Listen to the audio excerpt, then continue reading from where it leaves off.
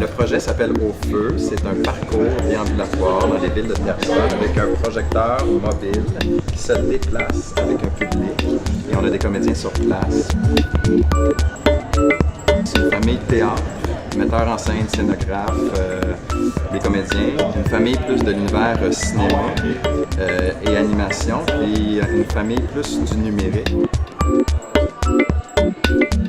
Des cycles de genre de marathon de création. Là, on faisait un premier cycle, on regardait ce qu'on avait fait, puis là, on repartait un autre cycle de création.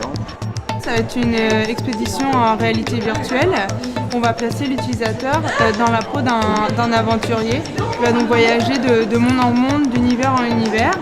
On va parler de la présence corporelle dans un dispositif immersif, de la liaison entre narration et interaction, puis surtout du retour haptique et puis du réel et du virtuel. J'ai déjà eu l'occasion de tester la réalité virtuelle avec différents casques, différents modèles, puis autant dans le domaine du jeu vidéo que dans le domaine professionnel. Parce que je trouve que ça a une valeur ajoutée, vu qu'on vit les choses et qu'on peut les tester, puis dans un monde qui est quand même safe. C'est la chaîne qui est capable de transposer une image qu'on lui envoie avec un logiciel qui est open source. On peut prendre n'importe quelle image, la transformer et l'imprimer sur une imprimante qu'on appelle une imprimante verticale. C'est un projet de miroir intelligent. On pourrait l'imaginer par exemple dans une salle de bain. Le matin quand on se lève, quand on se prépare pour partir travailler, c'est intéressant d'avoir des données, des informations qui sont importantes pour notre journée. Par exemple, on peut afficher l'heure, la météo sur la droite. Je suis étudiant, donc j'ai mon agenda d'étudiant. Et également, on peut afficher aussi les nouvelles comme la presse, Radio-Canada. Présentement, c'est la presse qui sera implémentée en miroir. L'incursion dans l'œuvre d'Arthur Villeneuve, qui est un peintre naïf du Saguenay. Donc, ce qu'on a recréé, c'est une expérience en réalité virtuelle qui nous permet de naviguer dans un de ces tableaux. Moi, je suis en design de produits connectés, donc ce serait intéressant, c'est sûr, d'utiliser cette technologie-là pour implémenter une expérience qui serait plus immersive pour l'usager.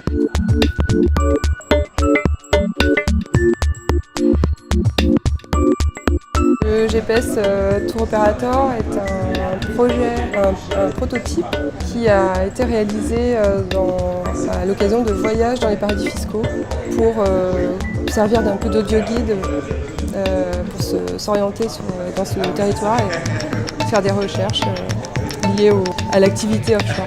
Collectif à visiter des pays ou des villes comme Londres, Zurich, Vaduz, Liechtenstein, Nassau, Bahamas, etc.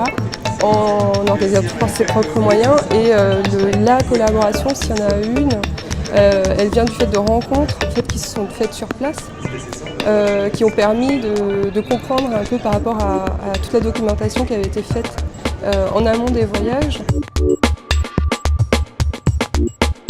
Le projet, en fait, notre optique, c'est de faire une forêt numérique à Rouyn-Noranda, où le but, c'est de montrer un peu l'invisible qu'il y a en forêt, donc pouvoir que les gens puissent se promener, déambuler, interagir avec différents dispositifs, et puis voir un peu ce qui se passe dans la forêt, qu'on ne voit pas forcément en première abord. Plusieurs entreprises qui ont gravité autour de notre projet et qui nous ont beaucoup aidés justement en rencontrant les gens à droite à gauche, en allant les voir. Vu que c'est une petite ville, tout le monde est assez proche, tout se passe très vite, tout le monde parle assez très vite avec les gens et puis ça a quand même créé un nombre de partenaires et puis d'entraide entre nous qui est assez important. LIDAR, qui est une société d'ingénierie qui a collaboré avec nous, ils font beaucoup dans l'industriel, donc c'est de la captation LIDAR, c'est une captation en 3D en fait d'objets. Nous, ils nous ont scanné notre forêt et ils l'ont fait gratuitement parce que pour une fois, ils pouvaient faire quelque chose d'artistique et c'est ça qui leur a plu. Être ici aujourd'hui, effectivement, ça donne des idées, ça favorise des rencontres et ça donne juste le goût d'initier des nouveaux projets, des nouvelles collaborations. J'ai pas fait 3 pas, 4 pas que j'ai déjà envie de revoir certaines personnes. Et puis, dans le cas de la forêt, j'ai juste le goût de monter à Rouyn-Noranda pour la Saint-Jean-Baptiste pour faire l'expérience.